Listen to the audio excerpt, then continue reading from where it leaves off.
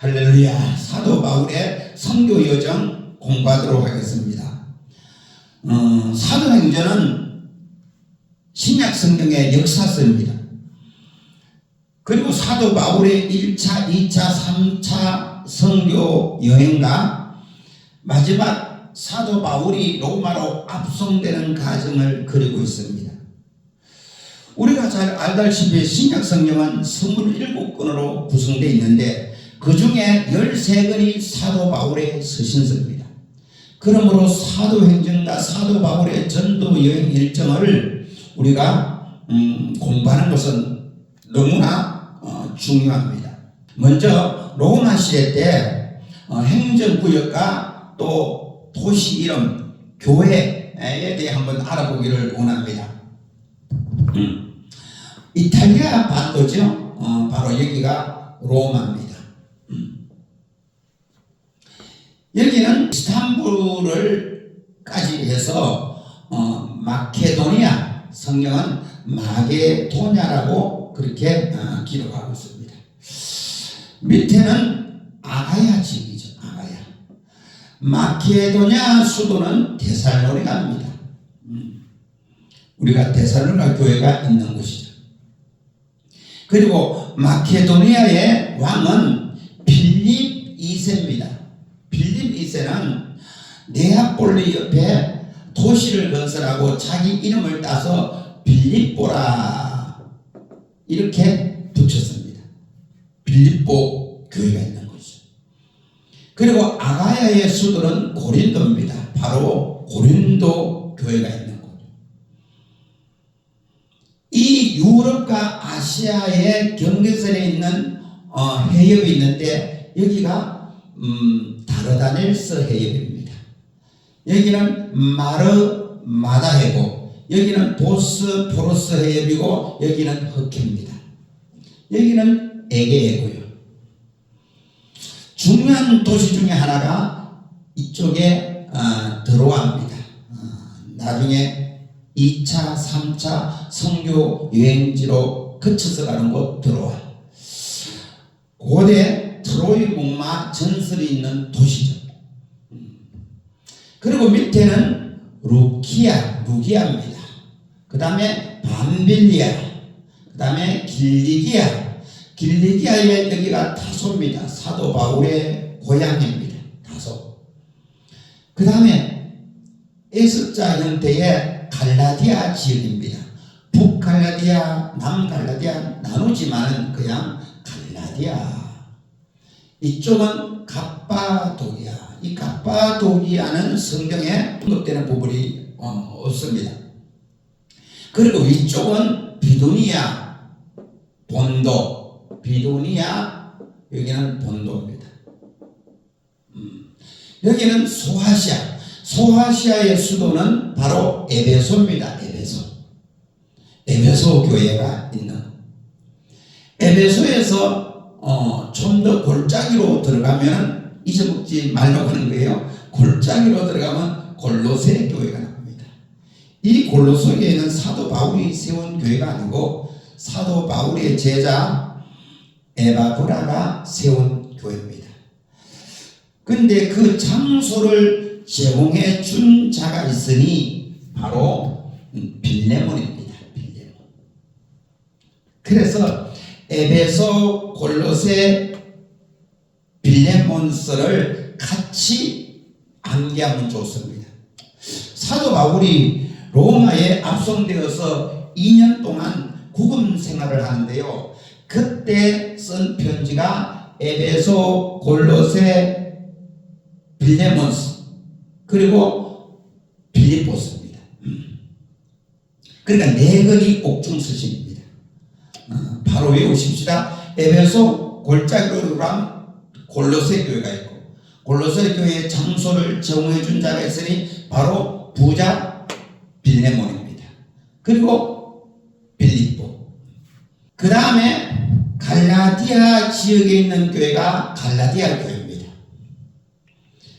그리고 구보로 그레데 멜리데 섬이 있는데 지중해에 큰 섬이 그레데 섬에서 목회한 자가 바로 디도입니다. 디도.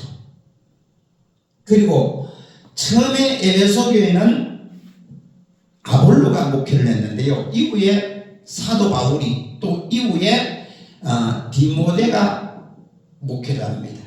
그래서 디모데전서, 디모데후서 목회 쓰신 서죠, 그죠? 그래서 디도서 목회 쓰신, 디모데전서, 디모데후서 목회 쓰신, 이렇게 해서 총 13권입니다. 한번 암기해 보십시다.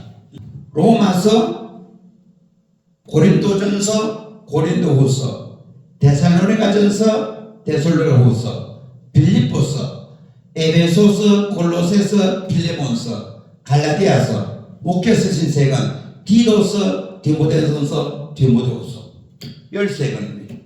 간단하죠? 그 다음 지중해 연안을 3분의 1로 나누면 이 밑에 지역이 바로 갈릴리, 호수, 요단강, 사해바다, 바로 이스라엘입니다.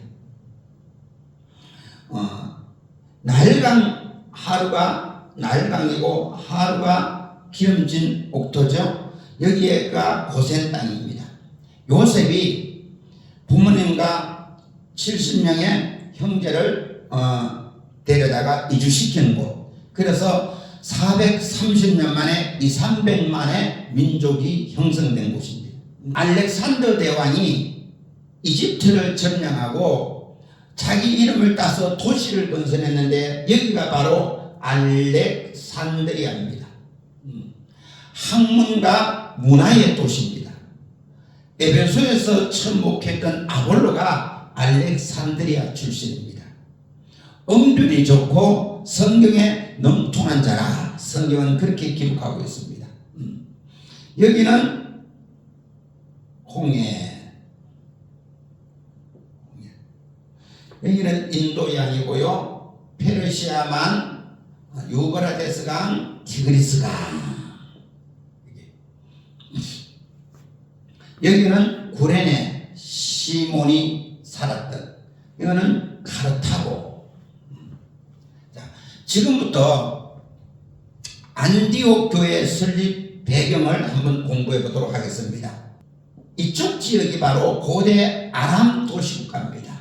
아람. 그런데 헬라 제국이 지중해 연안을 제패하고 나서 헬라식 이름으로 수리아라 그렇게 부릅니다. 수리아. 알렉산더 대왕이 죽고 네 장군에게 지중해 연안 모든 지역을 나누어 주는데요.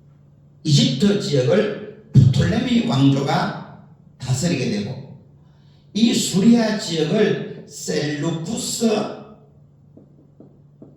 왕조가 다스리게 됩니다.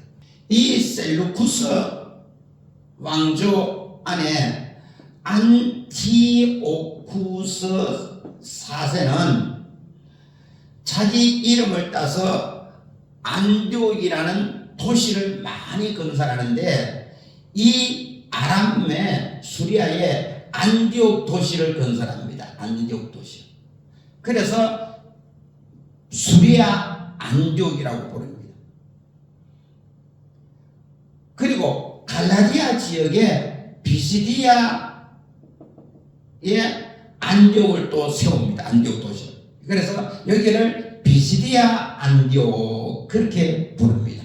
사회 상단에서 지중해 연안으로 연결하면 가운데가 바로 예루살렘입니다. 예루살렘에서 조금 더 가면 누따가 나옵니다. 이 누따는 사도행전 9장에 사도 바울이 회심한 이후에 베드로가 누따에 가서 8년 동안 중풍병으로 누워있는 에니아를 고칩니다. 여기서 좀 더 나가면 요빠라고 나옵니다. 요빠에서는 구제를 많이 한 죽은 다비다를 살려내죠. 그리고 사도행전 10장에 보면 가이사라의 고넬로 집에 가서 복음을 전하고 고넬로 가정이 구원을 받습니다. 여기가 바로 가이사라입니다. 가이사라는 헤롯 아켈라오가 도시를 건설하고 로마 황제 이름을 따서 가이사라고 불렸습니다. 이 가이사라는 로마 군대가 주둔해 있고 또 총독 관제가 있는 곳이기도 합니다. 이 위쪽에는 두로와 시돈이 있는데 이 지역을 갖다가 베니게라 그렇게 부릅니다. 페니키아를 베니게라 부르고 또 마가복음에는 수로보니게라고 부릅니다. 그리고 구보로 안디옥이 있습니다. 다메섹은 여기 있겠죠? 다메섹. 이 안디옥 도시는 동쪽에서 지중해로 흐르는 큰 강이 있는데 이 강이 오론테스 강입니다. 570km 되는 긴 강이 있는데 이 강을 중심으로 안디옥 도시가 건설되었습니다. 이때 당시 인구가 60만이라고 역사는 기록하고 있습니다. 로마의 3대 도시 중 하나입니다. 로마, 알렉산드리아, 바로 수리아, 안디옥. 이 안디옥이 그렇게 큰 도시입니다. 근데 어떻게 안디옥에 복음이 증거되고 교회가 세워질 수 있었을까요? 사도행전 11장 19절 이하에 보면은 스데반 일로 인하여 흩어진 자들이, 스데반의 순교가 7장에 나오죠. 그 스데반 순교로 인하여 박해가 이어질 때에 흩어진 자들이 베니게와 구브로와 안디옥에 가서 유대인들에게 그리스도를 전파합니다. 그런데 그 다음 절에 보면 20절에 보면 구레네 사람 몇 사람과 구브로 사람이 안디옥에 가서 헬라인에게도 그리스도를 전파하니 주의 손이 함께하여 수많은 사람들이 주께로 돌아오더라. 그렇게 기록하고 있어요. 그러니까 이 안디옥 교회는 유대인과 이방인 헬라인이 더불어서 세운 교회고 함께하는 공동체입니다. 자, 이렇게 안디옥 교회가 탄생하고 부흥되니까 예루살렘 교회에서 누구를 파송했냐? 바나바를 파송합니다. 바나바. 자, 이 그럼 바나바가 누구냐? 사도행전 4장 36절에 보면 바나바는 레위 족속이요 구브로 출신 요셉인데 제자들이 바나바라고 불렀습니다. 이는 자기 소유 밭을 팔아서 사도들 발 앞에 내려놓습니다. 그러니까 믿음이 정말 좋고 모든 사도도 인정하는 그런 사람이었습니다. 그래서 사도행전 11장 이후에 보면은 바나바는 착한 사람이요 성령과 믿음이 충만한 사람이다. 많은 사람이 주께로 돌아왔다고 말하고 있어요. 그래서 바나바는 다소에 가서 사도 바울을 데려다가 공동 목회를 합니다. 1년 동안 말씀을 가르쳤는데 드디어 여기에서 안디옥에서 그리스도인이란 칭호를 받게 됩니다. 그래서 이 안디옥 교회는 역사적으로 상당히 중요한 교회입니다.